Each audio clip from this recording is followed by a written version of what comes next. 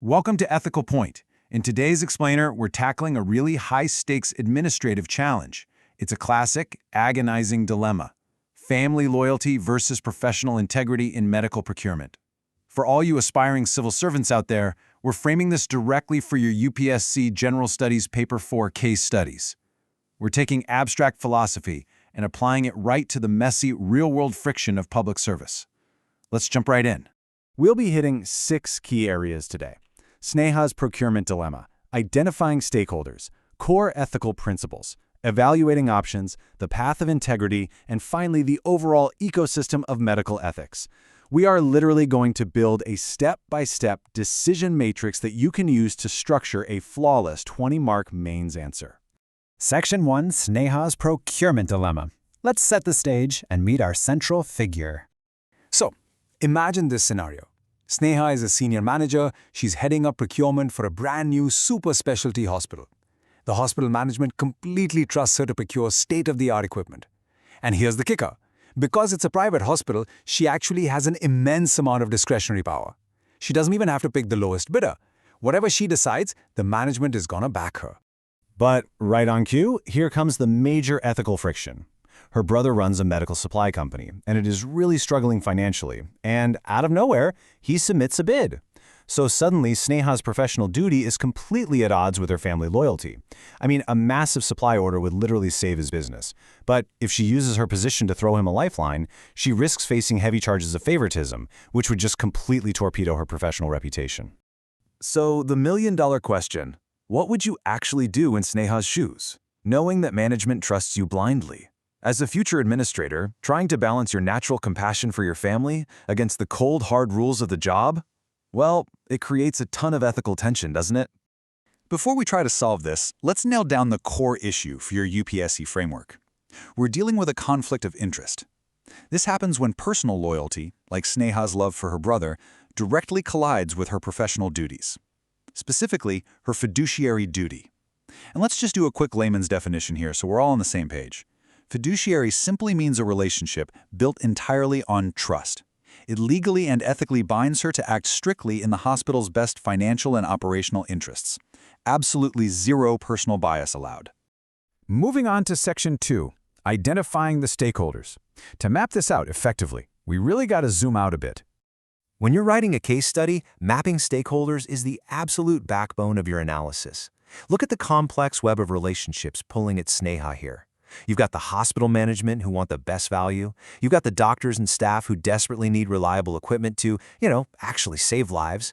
Then there's her brother, praying for a financial lifeline. You have the other competing vendors who expect a fair fight. And above everyone else, the public and the patients relying on high-quality care. And we can't forget the extended stakeholders outside that immediate circle either. Shareholders are expecting profitability and institutional trust. And of course, the medical regulatory authorities who are essentially counting on these hospitals to maintain the baseline quality of healthcare across India. All right, Section 3, core ethical principles. Let's bring in the underlying philosophy. If Sneha chooses family over fairness, she's directly violating 4 core ethical principles. Let's break these down simply. First, beneficence. That literally just means acting in the patient's best interest. Second is non-maleficence, which is the duty to do no harm. Think about it. A biased decision might mean buying suboptimal, faulty equipment which could actively harm a patient. Third is justice, requiring fair, transparent resource allocation. And fourth, professional integrity. That's all about maintaining unshakable trust and accountability in your role. Section 4. Evaluating available options. Now that we know exactly what's at stake, let's objectively look at Sneha's choices. As we can see here, she's got a few paths. She could take the favoritism route, which is super high risk, and just award the contract to her brother. She could try a balance route, persuading management to give him smaller contracts. She could take the supportive route, just legitimately guiding him on compliance without giving him special treatment. Or she can take the professional route. To uphold the highest standard of public trust, she's got to go with that most ethical professional option.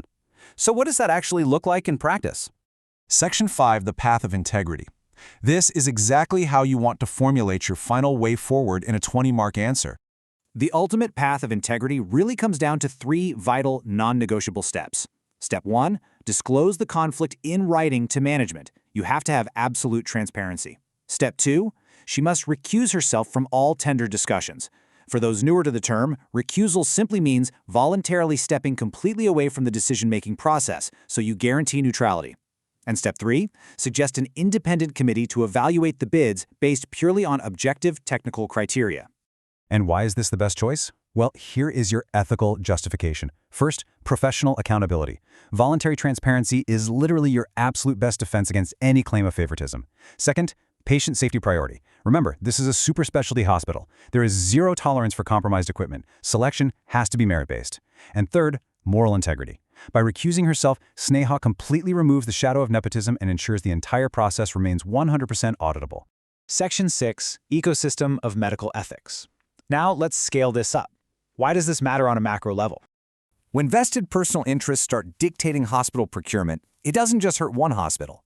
It severely compromises the entire healthcare ecosystem. It distorts quality standards, and it creates what economists call a moral hazard. In layman's terms, a moral hazard is when a decision-maker takes risks or cuts corners because they're insulated from the negative consequences. Patient welfare becomes secondary to private gain. That creates a culture of impunity. It reduces economic efficiency by pushing financial burdens onto the patients, and ultimately, it completely erodes public trust in medical institutions. To wrap up our analysis, look at this quote from Warren Buffett. It takes 20 years to build a reputation and 5 minutes to ruin it. Dropping a solid quote like this in your UPSC conclusion adds incredible weight to your argument. By choosing recusal, Sneha isn't just protecting herself, she's protecting the very foundation of institutional credibility. So, I'm going to leave you with this provocative thought. When you are inevitably faced with your own high-stakes dilemma as a future administrator, how will you ensure your personal loyalties never compromise your professional integrity? Master these frameworks, apply them objectively, and remember, transparency is always your greatest tool. Thanks for joining me on this explainer, and keep thinking ethically.